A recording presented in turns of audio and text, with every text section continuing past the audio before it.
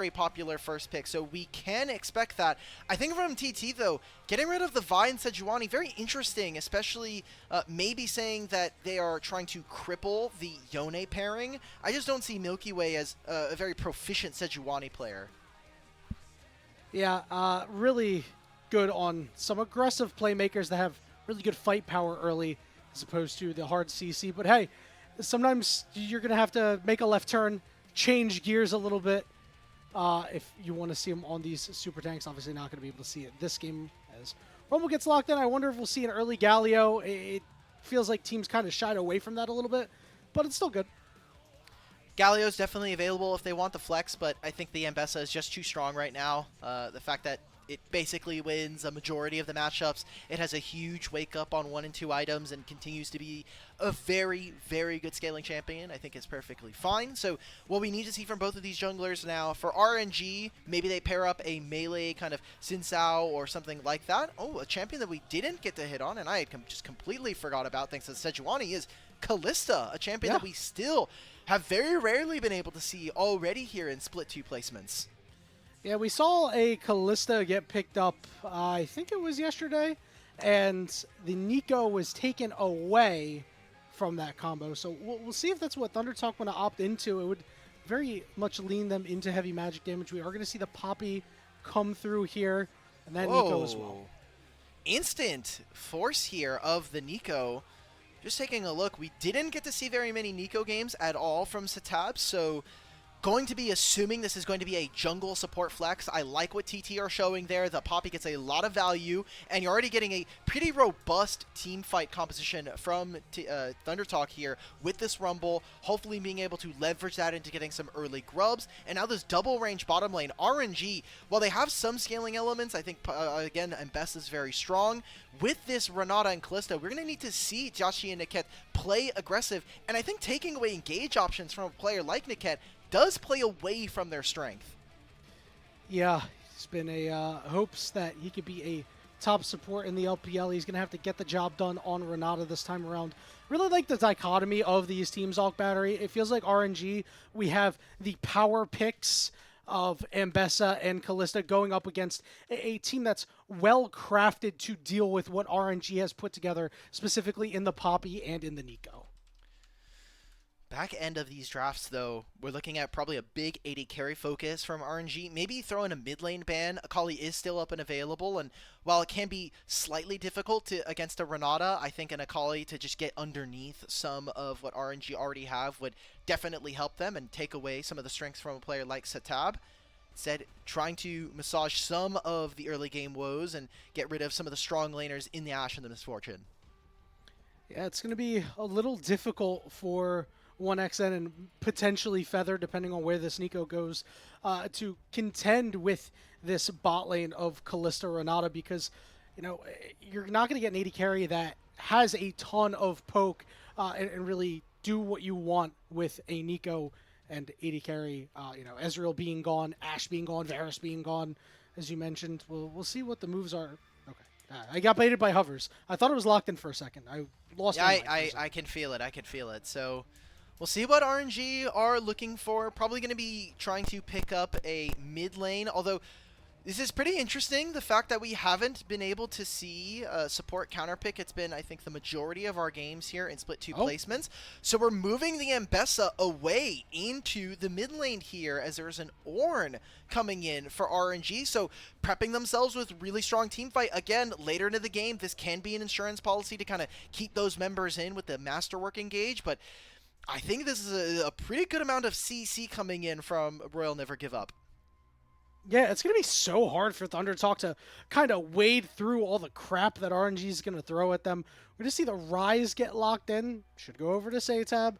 Really heavily indexed into magic damage are ThunderTalk. So RNG, build yourselves up some magic damage. You might be able to have a good time. Or sorry, I would say normally that them being low ranged is not great for them, but you look at what's on the opposite side, you have a lot of you have a lot of ways to kind of abuse some of these champions from RNG. I mean, Caitlyn is great for the laning phase, but I think the all-in potential of a Kalista and a Renata is still very dangerous. And let's see what Milky Way has been cooking up, because with the composition that they have, I think that they still need another bridge champion, something like a Shinzao, to actually help them push forward and get onto the enemy team. I think Lilia is just a little too... I guess I want to say, like, squishy. You can go for the flash engages, and that might work, but I think into a Poppy, and especially as the solo magic damage dealing threat on your team, it's going to be very risky. Milky Way on AP Champions has not been good so far in his career. Yeah, the good news is when ThunderTalk is dealing with the Ornn ultimate and dealing with the Renata ultimate, you know, that's Milky Way's prime time to be able to slip into these fights, tag 3 members, drop an ult on top of them as well, so by the time they come out of their initial CC, they're already put to sleep, and hope you can get the job done from there. It's going to be on ThunderTalk to make sure that they have him in check. They're able to keep him out of the fight. You know, Poppy charge him into a wall if you get an opportunity to. Slow him up with a room prison. It's going to be a little bit difficult, though. I kind of like what RNG has put together, at least teamfight-wise. I'm a sucker for good teamfighting comps. Yeah, look, you're playing the Rumble into the Ornn. You're playing this mid lane matchup as well. I think what we need to see from ThunderTalk is them taking control of the early game, making sure that you're doing fine for yourself, and as long as they can hit those first 2 items, I think ThunderTalk can feel very confident about where they're positioned in this game. Again, Ryze is going to be very unkillable. He's also going to have access to stuff like the Frozen Heart as well. So getting those 2 and 3 items for ThunderTalk, I feel like they have a better time playing this game. And Royal Never Give Up need to find success in the early game. Those first 15 minutes are going to be critical for this team. You need to really leverage your Kalista and your Mbessa. The Mbessa in the mid lane, I mean, you're not going to have as easy of a time as you would in the top lane, I'd think, especially into a ranged matchup like the Ryze. So, sure, you'll be able to farm, but the question is, will you be able to do much more and make that early game impact? You're not going to have as impactful roams as you would on any other champion, pretty much. What I am going to be really interested in is, again, these 2 bottom lanes. We were talking about the fact there is no lane swaps. You can't really avoid the fact that you're going to have to play into the Caitlyn and the Neeko. And so I want to see how JiaQi and Niket kind of pull this off, because I think Niket's biggest strengths and some of his biggest moments from 2024 and even the one series that we got to see was when he was on these traditional engage supports. So all in laning phase, we need to see if RNG can come to scrap, or TT are going to continue some of their winning ways from early on into 2025. The rookie of the split coming from the bot lane of RNG, JiaQi on this Kalista. Glad they gave him such a power pick, too. This is a really good way to start out your group stage. It's like, hey, you know what? We're going to put our cards on the table. We're going to play a really aggressive early game. What can we get out of it? Because they're able to smack ThunderTalk in the mouth. You know, this is a team that, you know, could potentially be reeling after their early struggles in the playoffs. You know, you could come in, shock value them, end up going 1-0. I mean, that could drastically change the group, and your prediction could come to pass. Oh, look at our 2 junglers, though. SeTab took his Raptors and is immediately trying to wrap around bot. It's this Poppy, very potent gank coming through.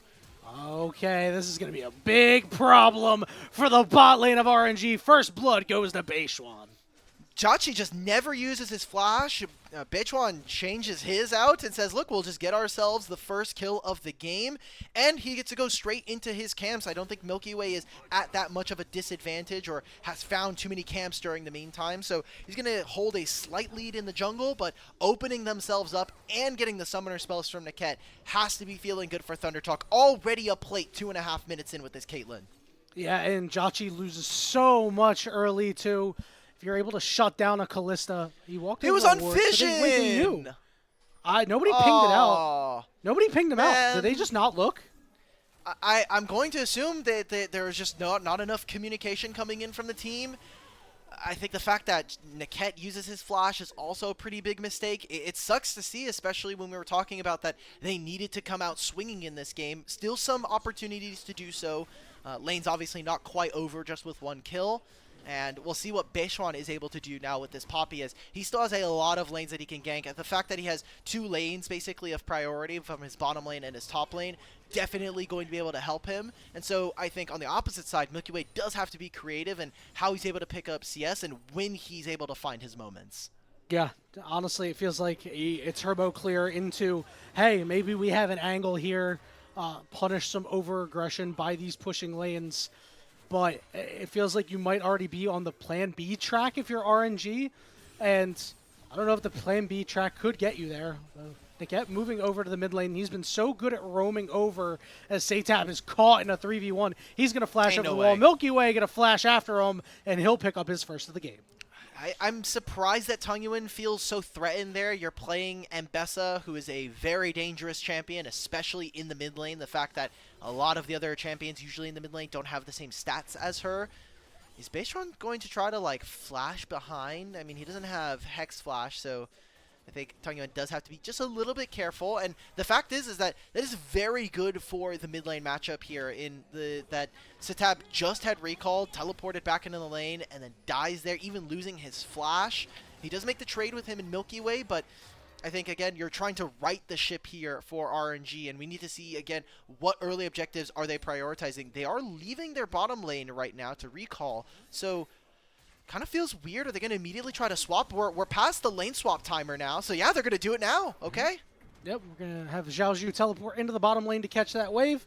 And send your bottom lane up top. Want to pick up these critical grubs for Tangyuan in the later stages of the game and keep them away from 1xN early on. How much can they get off of this, though? It's 50 seconds before the Void Grubs are going to be spawning, and Milky Way is going to be finishing his clear on the bottom side of the map.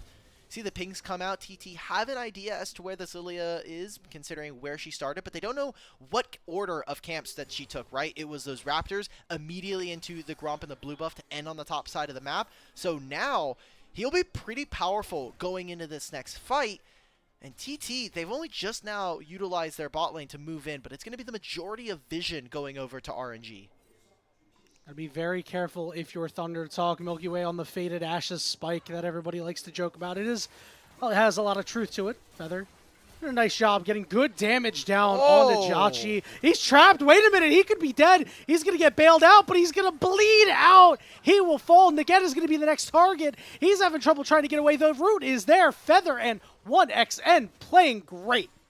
And the 1xN bot lane, man, him and Feather have been playing for such a long time, not only here in the LPL, but in their career previously in the LDL. And this bot lane duo has just not missed a beat in between Split 1 and now Split 2. Already finding themselves a pretty big win. Now 2 different instances of being able to double kill this bottom lane. TT feels so strong, especially now trying to play around this Caitlyn. And RNG just feel lost at this point. They don't have they don't have a lane to really play through as we get through this. We see this replay. As a double ranged, being able to control this brush is so important. And again, you're playing with a Caitlyn, man. Any bit of CC just means you're right into a trap. And just, again, really well played from them. Even getting the flash from the 280 carries. Yeah, absolutely beautiful. What you love to see from your bottom lane up on the top side. And now for RNG, it's going to be a, hey, we hit level 6 and we're throwing all our ultimates down angle and looking to see what sticks, because you don't want ThunderTalk just running away with this game. We'll see what they're able to do here. Again, 3 grubs. Definitely feels good. Oh no, bro. Okay, it's not terrible, but it's not great.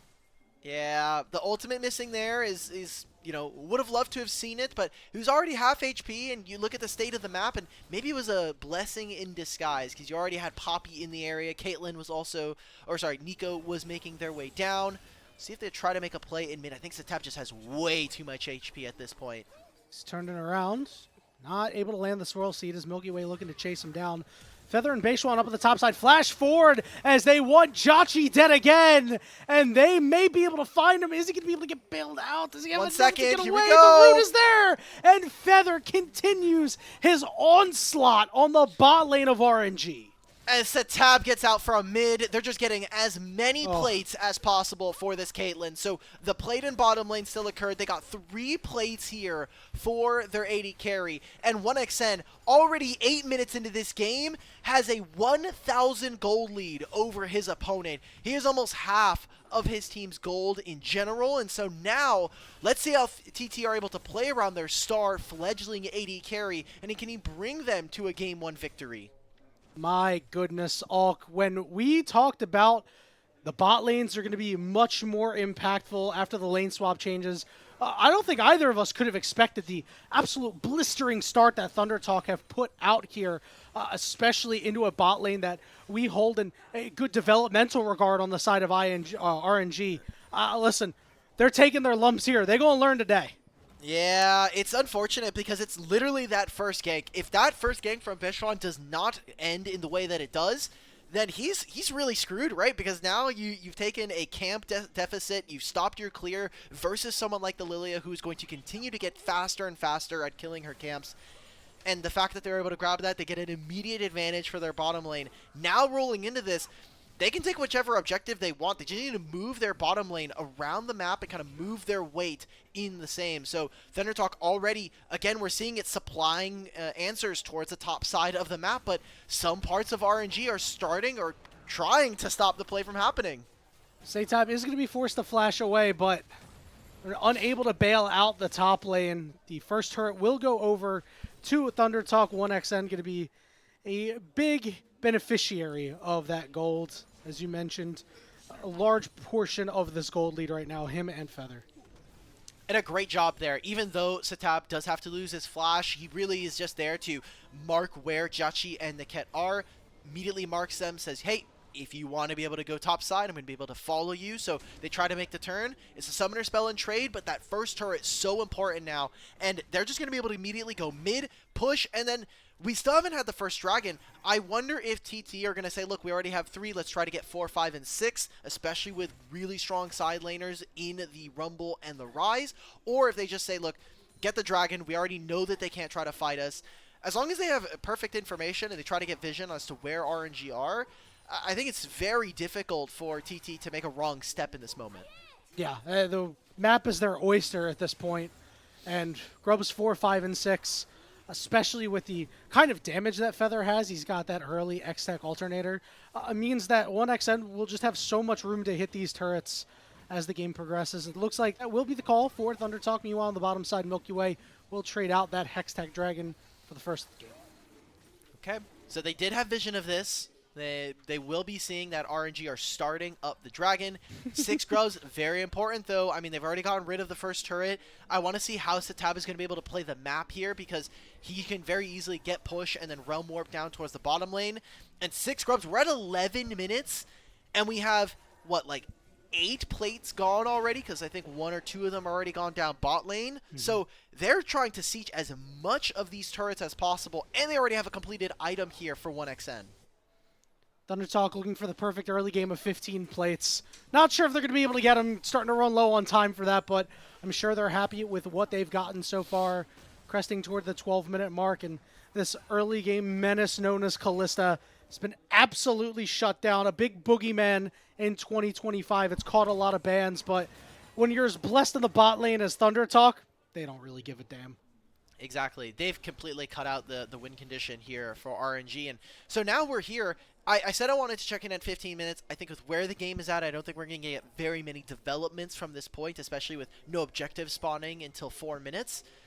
What I want to see now from RNG and how they're able to kind of get around this is say, hey, look, let's get our first item onto our, our bottom lane, and maybe we can look for a play then.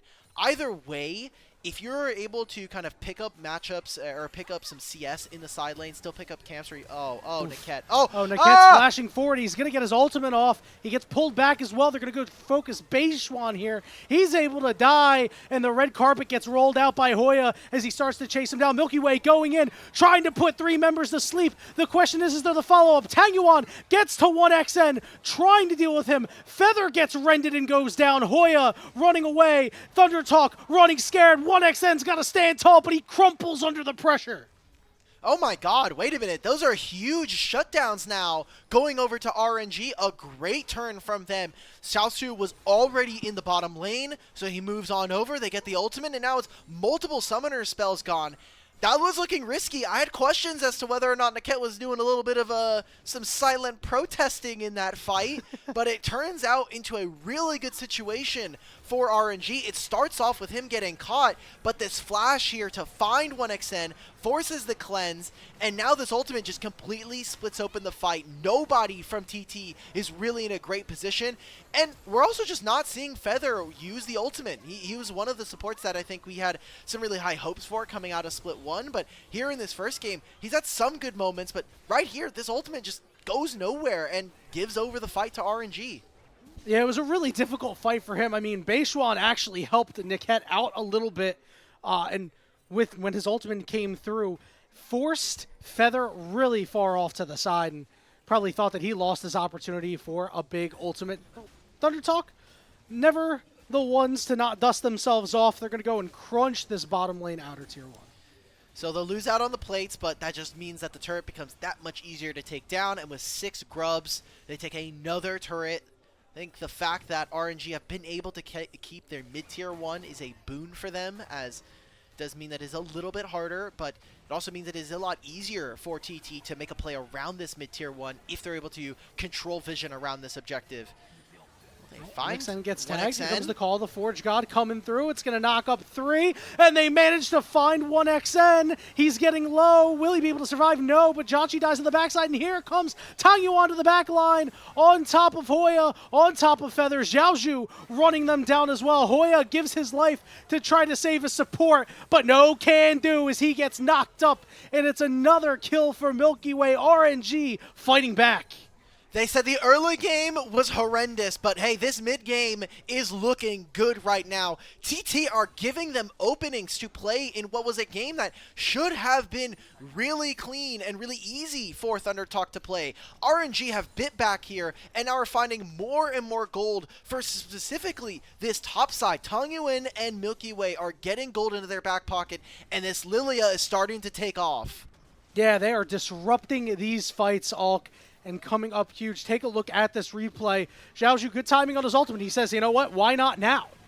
Yeah, I think it's fine that it kind of lands on him, but what does this Rumble ult do? It's hitting absolutely no one. It stops no one. And then Feather with this ultimate. I just feel like some of the pieces of TT are not as coordinated as we would like to see them here. Their bottom lane had performed pretty well going into this, but I think that was more 1xN's doing than Feather's. This Nico is providing absolutely nothing to the team right now, and we need that to be fixed if TT want a chance here in game number 1. Yeah, in lane, and it was fantastic. You know, Feather was having such a good game, but he's had it rough in the last couple of fights. We talked about how ThunderTalk, they get to their 2-item spikes. They're going to be really hard to take down, and with the early game that they had, we figured out they were going to cruise to that, and they were going to crush it. But RNG, we said they needed to leverage their teamfight ultimates. They have done so perfectly. What I want to see now from TT, if they want to right the ship here, is make sure that Beichuan and Feather are linking up together. We have not really seen these duos being able to walk around the map, and make sure that we're confirming the crowd control for someone like Feather, right? Because Nico Ultimate is very predictable. You can see it coming from a mile away if she's not immediately cloned or coming from Fog of War. So we need to see these two and the rest of the team really kind of gather together, right themselves, and make sure that they're able to get something going for the team as they grab themselves the Rift Herald now. So again, 6 grubs looking to try to potentially demolish into mid, although I would like to see TT save this, as we do have Otacon spawning in 3 minutes, and that is something that I think is going to be a big game changer for both of these teams. We've seen so many times the team that starts Otacon, if you're not incredibly far ahead, it's a bit of a throw machine, Alk, and could be just what one of these teams needs to take full control of the game. 2 minutes and 30 seconds. We'll see what the moves are going to be for both these sides. Waiting until then, as I'm sure they want Milky Way on a second item before the next fight. Close second items coming in for a lot of team members, especially when I look at a player like SeTab on this rise. 2 stacks already on the Rod of Ages, a fully stacked tier of the Goddess, but not quite finished on that Muramana. So once those items come in, that's like that ticking time bomb that we're looking at TT to really come online, as some of those second items, again, are starting to breach that near moment for players across the board. All right, Beichuan, let's see what you got. Driver's license has been revoked. Boo. And Shelly's not going to even go to the bottom side. Sure, she probably wasn't going to charge anyway, but still very sad. Yep. Especially with 6 grubs, would have wanted to see a little bit more, but it seems like TT want to get the gold now so that they can get some of their resets in.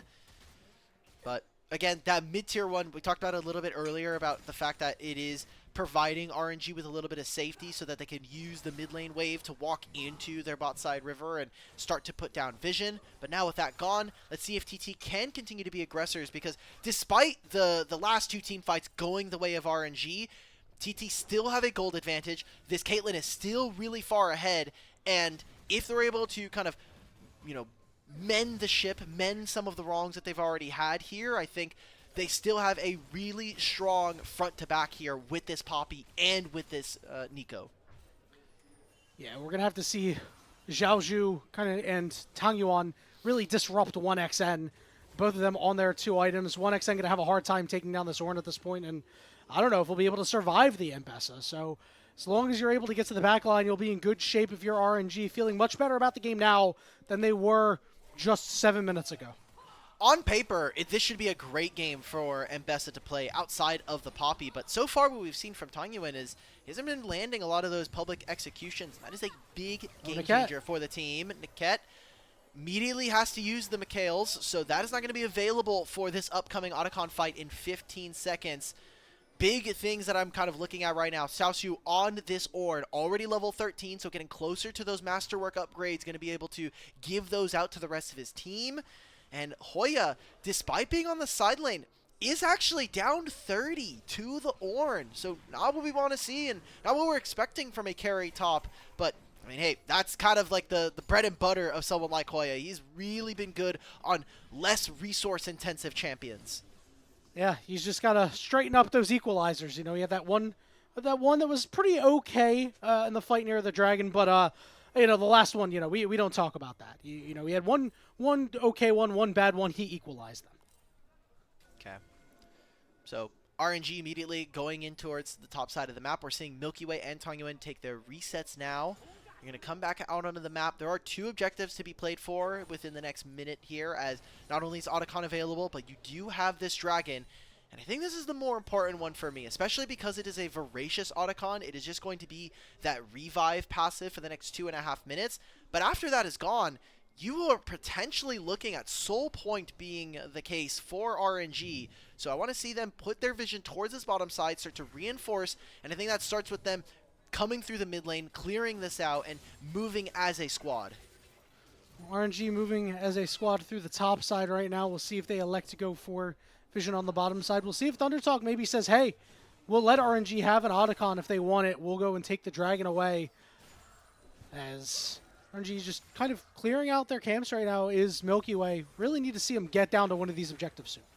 He has 2 items already finished, the Rift Maker here, so him and Tangyuan, big game changers here coming into this. As for Milky Way, you know, coming back to the team that originally lent him out to FPX before the start of 2024, I think that there were some questions as to whether or not Milky Way is going to be able to replicate some of that spring performance. And so far this year, this has not been the case. He's had some okay games, but he has not really been the guy for RNG, and that is also reflective, I think, of some of their placements early on into this year. So they're going to go for that dragon, and I like what we're seeing from TT. Play the map. You have this rise. You have these 6 grubs. Force RNG to get into a really tricky situation. And maybe, Yanni, maybe it's a little too late, because now 4 minutes before this dragon, you haven't, I think, developed the map in a state where it is very difficult for RNG. I think we're going to potentially see a Baron have to come down to save TT in this one. Yeah, I mean, you're happy with your 700 gold you got on SeTab there for that top inner, but is he going to be your savior? He's a guy who's been known for these melee champions. He's going to have a really classic Rise performance, reminiscent of some of the best to ever play the game, to turn this around for ThunderTalk in the weird position that they're in, up gold, but almost the underdog at this point. It doesn't get easier for RNG to play this. Again, Poppy's going to continue to get more stats. She's going to be tankier and tankier. She is a great counter to champions like the Kalista and the Ambessa. You even have, again, the Rise that we're talking about, the amount of stats that he's going to have access to. So he's going to be very resilient, but I mean, from how they're playing the team fights, I don't know if it'll matter. So we need to see whether or not ThunderTalk can kind of, I don't know, get their act together, because the last couple team fights have not been going their way, and we're seeing them set up around this top side. I need to see SeTab with this Rise. How creative are we with the Realm Warp? Yeah, we haven't really seen that happen yet, and that's the bread and butter of that champion. Is Milky Way is just going to flash on the feather. He's going to put him to sleep. Milky Way is so deep right now, but hammered out of the fight by Beichuan. That's a win, though. I mean, you're trading the jungle's flash. There's no longer a flash Nico play here for ThunderTalk. Hoya now on the side lane. This is RNG having to just make their call. They have to be able to start up this Otacon. Hoya will be able to TP. All right, Hoya going to TP into the mid lane. Tangyuan has to deal with 1xN and Beichuan as SeTab roam warps in. Tangyuan dashing away, using the Blast Cone, trying to link up with the rest of his team as the Otacon has gone down. He now has the revive passive. So if he goes down, it's not all bad. Whoa. No, but now we're using the flash from SeTab. He already has the respawn. This was, I think, ThunderTalk getting a little too hyphy. Yes, they tried to make that play, and a great delay from Tangyuan. It's another turret going down, and so meanwhile, all of the outer structures now for RNG are down. Can they make good on this dragon spawning? The Otacon buff is going to be gone before the dragon spawns. We need to see them play aggressive and utilize this buff. So much gold spilling into the pockets of the ThunderTalk carries. You cannot wait for your revive to fall off. You may just lose the fight. You may just lose the game. Now, 2 minutes before this dragon is up, is Niket trying to do what he can to get some vision down. Okay. RNG, they get pushed into mid. They're going to move into this bottom side river. You already see that Niket and Milky Way are pushing forward into the enemy jungle, getting vision and getting wards down for their team. And this mid-tier one is going to be so important. That is going to be the evolution of the Rod of Ages at the same time here for SeTab. So level 16 at 25 minutes kind of feels like him and 1xN have to put the team on their backs if they want any chance of staying in this game one. They're in a good position too, and they are precisely the players that you'd want to be able to do so. As you mentioned, RNG just controlling Baron side here. ThunderTalk are just chilling in the mid lane, waiting for waves to come in, waiting for them to decide, all right, now's a good time to go in. Feather can use his clone to light the way as they're looking to sweep out some vision, but the Baron has been started. It's down to 10,000 HP. Call the Forge God coming in. Tangyuan manages to get on some key targets. Big knock-ups there on Hoya and SeTab. Xiaoxu is tanking them all up as Tangyuan got forced away. The Realm Warp coming through as they're looking to kill the mid laner of RNG. Feather off to the side. Finds Milky Way in the Pop Blossom, but he lives. JiaQi is dashing in, but he's hitting a clone. And they can't get into the mid lane. Niket will fall. Milky Way only putting one member to sleep as 5 members strong of ThunderTalk. Wait a minute, what? Is he reviving there? He pulled him in the middle. I think he's still going to have to go back to base. Let's see what happens. I'm interested. Okay, so he still ends up going back to base. Yeah, unfortunate there for JiaQi. He's not able to save his support in time, but look at what they traded. No flash now on Beichuan. No cleanse coming in from 1xN. And this now opens up the dragon spawning in 18 seconds. Yes, Beichuan is here, but they don't have some key ultimates. Can RNG contest for this Infernal Soul? They have a lot of movement speed on their team. And you look at this, Tangyuan's going to be able to teleport back into this play, but they're also missing some of those crucial ultimates. The red buff giving some regen to Beichuan. RNG has gotten into the fast track on the dragon as Milky Way has started it up. SeTab on the way. Tangyuan on the way. Dragon getting pulled down, and it looks like it will reset. So both teams short-handed on ultimates. Dragon down to about 8,000 HP. Milky Way needs to be the one to get in there. He could potentially save the game for his team. Hoya's ultimate just doesn't do anything. Beichuan going all the way in. They find JiaQi. Beichuan is low. Milky Way forced away. Tangyuan in the middle of the fight. He's got to make big Ambessa plays, but he gets blown up as Milky Way can't do anything more. SeTab and Feather pushing forward. Call the Forge God coming through, but you got no health bars left as RNG melts away. Milky Way goes golden, but you're stuck in gold because these guys are challenger over on ThunderTalk. It's an ace. Yeah, but it's not clean coming in from them. It's just, hey, you're missing out on those ultimates. I think RNG trying to pull the trigger a little too soon. You just lost your Otacon buffs. You need to be able to wait, stall out the enemy team. And now a full-on ace. That's just going to be the Baron going over to ThunderTalk in a pretty big win. The savior of ThunderTalk, the big purple worm, completely free for them and will be over a 10,000 gold lead.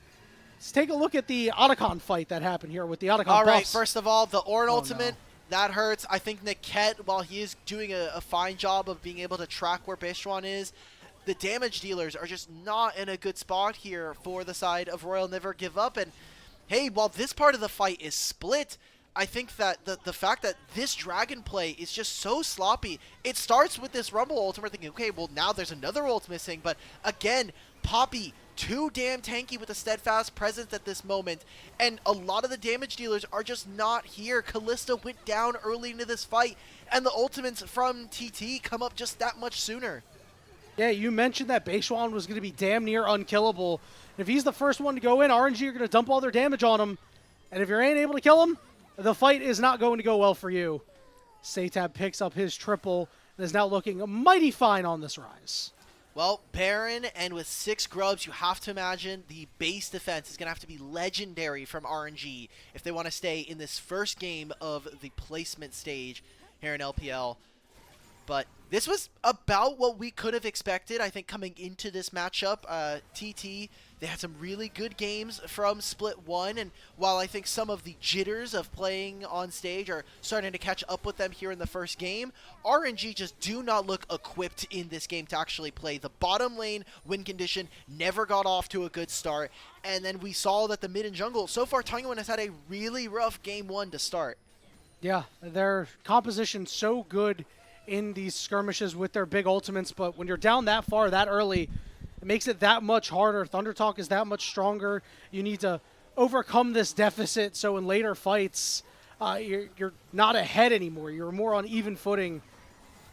And RNG was never able to turn it fully in their favor. Now both inhibitors down. Here comes the call of the Forge God. They can't find 1xN. Feather coming through. Big double pop blossom, and 1xN is free hitting. Niket wasn't even there. JiaQi gets rooted. Milky Way going for a big sleep, but he gets put to sleep as Niket is pulled back by his support looking to save the KDA. The turrets go down, and ThunderTalk win their first game of the double round robin.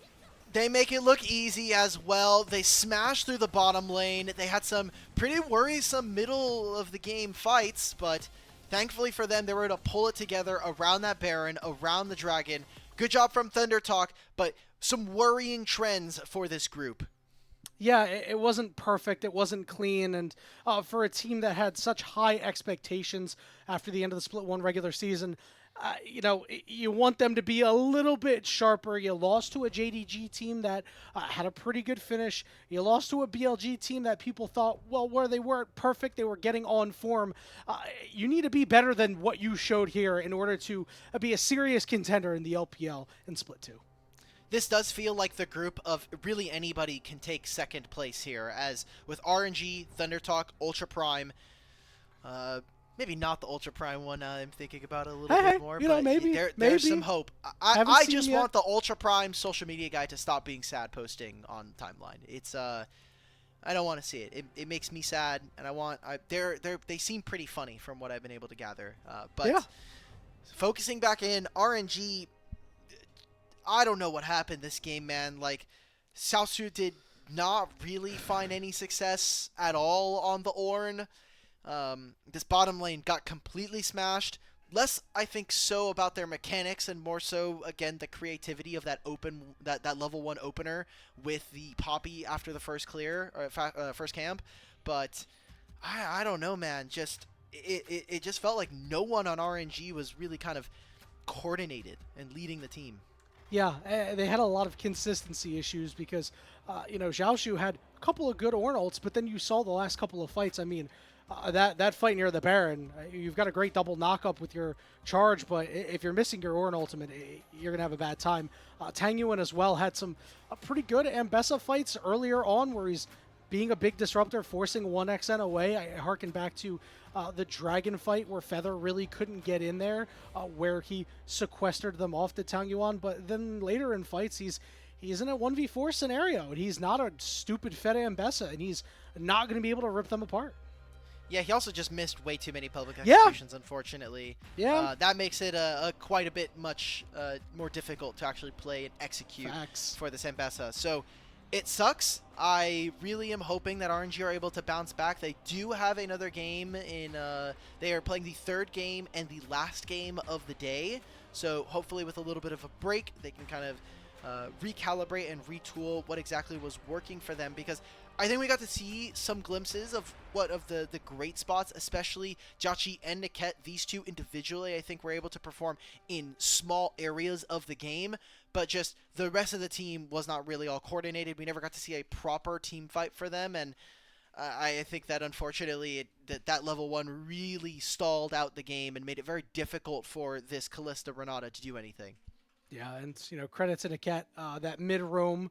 They were able to get a kill onto SeTab. You thought, hey, if you're able to do more of that, maybe you'll find a way back in. You'll see a way back into this game. But if he's on a different kind of champion, one of these engaged tanks, then maybe you're able to do that. But a little limited in that department on the Renata. His ultimate's part of the Red Sea a lot of the time. Maybe caught a couple of guys, but never really caught 1xN. Was never able to use 1xN's early strength to beat the crap out of his own teammates. Yeah, and now coming into this, we're looking at our next matchup, Ultra Prime versus AL. We do expect this to be anyone's legend as kind of the favorites, but when we look at what ThunderTalk were able to put up today so far in this first game, I am worried about their matchup going up against AL, because AL is a team that has been really, really solid, especially around their carries. When you look at that team right now, Hope and Shanks are playing on another level and just barely weren't able to win a couple of those games in the grand finals. Yeah, that's going to be a tough matchup for Ultra Prime. Take a look at these damage charts. Tangyuan, a little bit less damage than Xiaoxu. That is pretty tough when you're playing Ambessa and he's playing Ornn. Yikes. I don't know what to say. My solo lanes were griefing, unfortunately, in not a fun way. I feel bad because, again, I was a big Tangyuan hater in Split 1. I thought that this guy from 2025 did not look very good. He's the franchise player for RNG, and I think his Split 1 performance was admirable. It was something that we could be really excited for, and I think it was also something we could say for ThunderTalk as a team that, historically has just not been able to make very deep finishes in the LPL. They were perennially like a 10th to an 8th place team, and finally being able to see them kind of pull it together in Split 1 gave a lot of hope. It's just those playoff games when you're playing against some of the best in the LPL that we start to maybe look a little different at ThunderTalk. Yeah, and, I like the look of, hey, we're going to play Ambessa mid. Maybe not the call if Xiaoxu can't really play it that well. Maybe it's like, hey, in that scenario, we just leave it up. The champion's just so strong, but I don't know, Alk. Maybe this has to be a ban out of RNG. I don't know. I feel like there was, I don't know if there's any individual champion that was really very overpowered. I just feel like there's a bit of a gameplay gap going on. This is like yesterday's Kalista game that we got to see from LNG versus LGD. They never really got off to a good enough... Sorry, it's LNG versus JDG.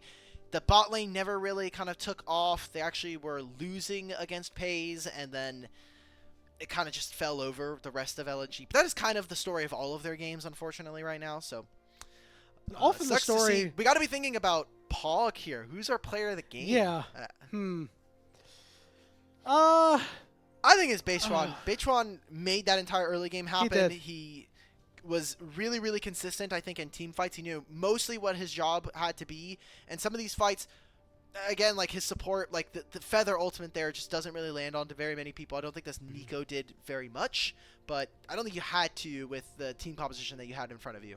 Yeah, I was thinking like, oh, maybe there's a world where you could give it to SeTab. I didn't see enough realm warps. I'm with you. I'd like to give it to Beichuan. He did a lot of the dirty work this game, and hopefully they recognize that he was the GOAT. I mean, he stuffs this engage in this very last fight, and he's been doing that all game long. So, yeah, let's give it to him. You know, big hopes here for Beichuan. Deserved. Let's just hope that the Chinese broadcast is not griefing me with some of these votes, because we had. Oh, hold up, Brad. Pull that back up. We gotta pull the live feed back up. Come on. I need to see this. I need to see this MVP vote because I need to flame. Alk said, "I gotta roast you." I need to make sure because yesterday they gave it to Missing for a random ass Nico game for no reason. No. Bro had a great game. Just like Feather. No. It was night and day. He became JDG found that game. Like, he actually showed up finally. I will defend that Missing vote so hard. All right. Well, let's see. Let's see if it was either...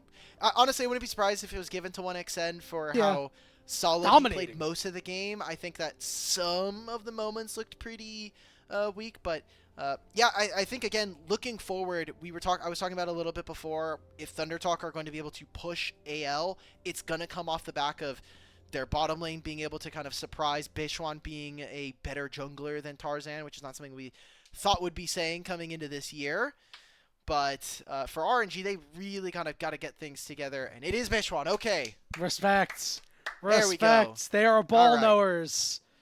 Great game out of Beichuan. Really happy. But back to your point of being able to push anyone's legend. I mean, if you play the early game the way you did, I mean, I'm not sure if anyone's legend is going to give you those opportunities that were given to them by RNG. You play the early game the way you did, great. You play the mid game the way you did, you're gonna get blown off the rift. Yeah, so we're going to take a small break, but before we do, we want to say thank you to all of our Coffee and YouTube subscribers who have helped level up the show. A lot of the initial payments have gone into trying to upgrade the broadcast, but a huge bulk of it is going to paying on-air talent and our content creators. So please subscribe to our Coffee, which is going to be linked into the chat, to unlock perks like early access to content and the ability to ask interview questions for our unique on-site interviews. When we are back, we're going to be here with game number 2 of Group B. It's going to be Ultra Prime versus Anyone's Legend.